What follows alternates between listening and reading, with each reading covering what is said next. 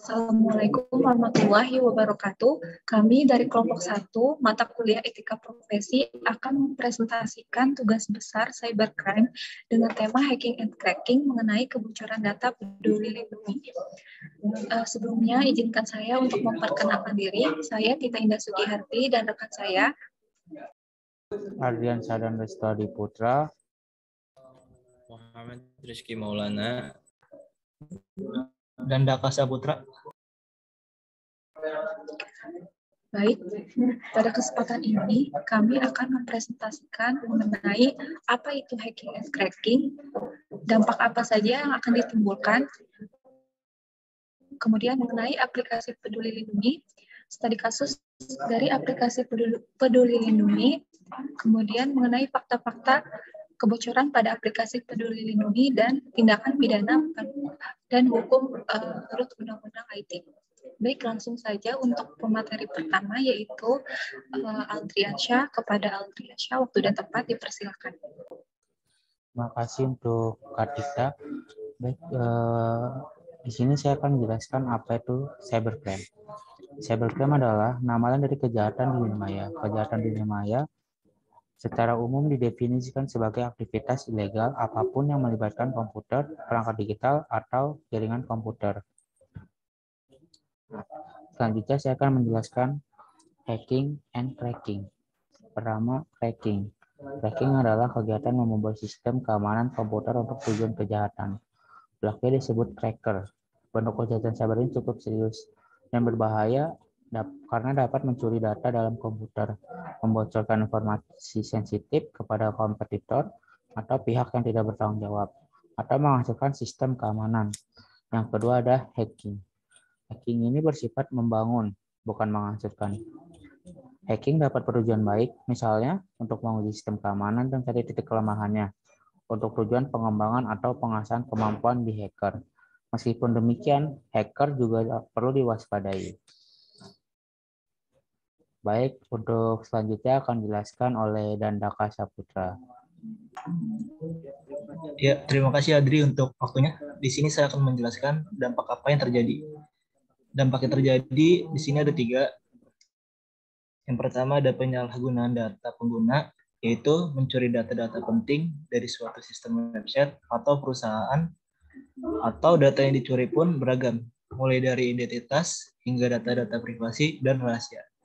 Yang kedua di sini ada penyebaran software atau aplikasi ilegal, yaitu untuk membangun sebuah sistem software, developer membutuhkan dana yang tidak. Pemasukannya berasal dari fitur premium berbayar.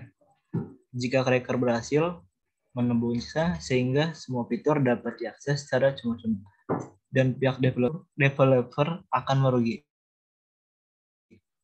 Yang ketiga ada tersebar virus, yaitu cracker bisa menanamkan virus ke sistem komputer, lalu ia bisa menanamkan spyware untuk memata-matai aktivitas pengguna, dan ada adware untuk membuat iklan, pop-up ilegal, dan ransomware untuk mengencrypt data berharga dalam sistem.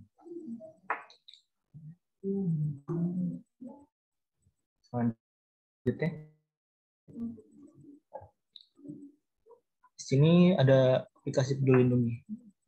Peduli Lindungi adalah aplikasi yang dikembangkan untuk membantu instansi pemerintah terkait dalam melakukan pelacakan untuk menghentikan penyebaran coronavirus, disease, atau COVID-19. Ya. Akan dilanjutkan dengan rekan saya. Ya. Terima kasih untuk Dandaka Saputra. Dan di sini saya akan menjelaskan studi case-nya, yaitu kebocoran data pada aplikasi Peduli Lindungi. Belakangan banyak beredar informasi dugaan kebocoran data aplikasi Lindungi Peduli. Lantas, benarkah hal itu? Pihak Kementerian Kesehatan atau Kemenkes menegaskan hingga saat ini tidak ada bukti kebocoran data pribadi baik oleh pejabat maupun masyarakat umum di aplikasi Lindungi Peduli. Ya, selanjutnya saya akan menjelaskan fakta-fakta terkait study case. Yaitu yang pertama, menyalahgunakan data vaksinasi presiden. ada pihak tertentu yang memiliki informasi NIK dan tanggal vaksinasi COVID-19 milik Presiden dan digunakan untuk mengakses sertifikat vaksinasi milik Presiden. Yang kedua, jual beli input sertifikat vaksinasi ilegal ke dalam sistem.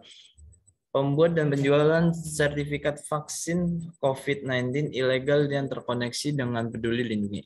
Yang ketiga, dugaan data pengguna EHAC bocor. Data masyarakat yang ada di dalam EHAC tidak mengalir ke platform mitra atau pihak ketiga.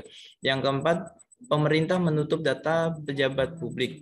Pemerintah tidak menjaga keamanan data masyarakat yang ada di aplikasi Peduli Lindungi.